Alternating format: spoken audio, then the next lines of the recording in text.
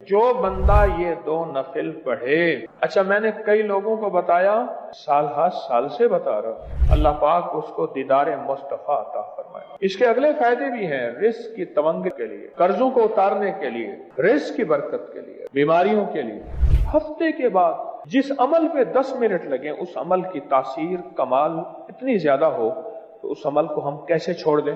بہت کمال چیز، اس کو زندگی کا معمول بنا لیں۔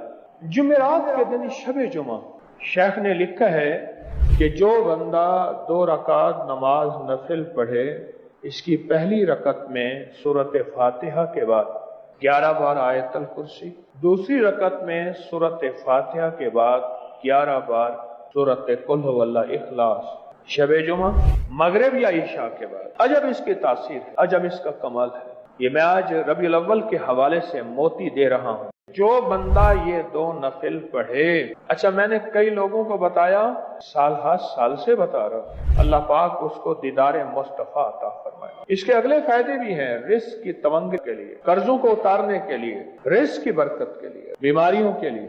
ہفتے کے بعد جس عمل پہ 10 منٹ لگیں، اس عمل کی تاثیر کمال اتنی زیادہ ہو تو اس عمل کو ہم کیسے چھوڑ دیں؟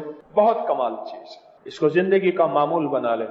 جمعرات کے دن شب جمعہ، شیخ نے لکھا ہے کہ جو بندہ 2 رکعت نماز نفل پڑھے، اس کی پہلی رکعت میں سورۃ فاتحہ کے بعد 11 بار آیت الکرسی، دوسری رکعت میں سورۃ فاتحہ کے بعد 11 بار سورۃ قل هو اللہ اخلاص، شب جمعہ، مغرب یا عشاء کے بعد۔ عجب اس کی تاثیر ہے، عجب اس کا کمال ہے۔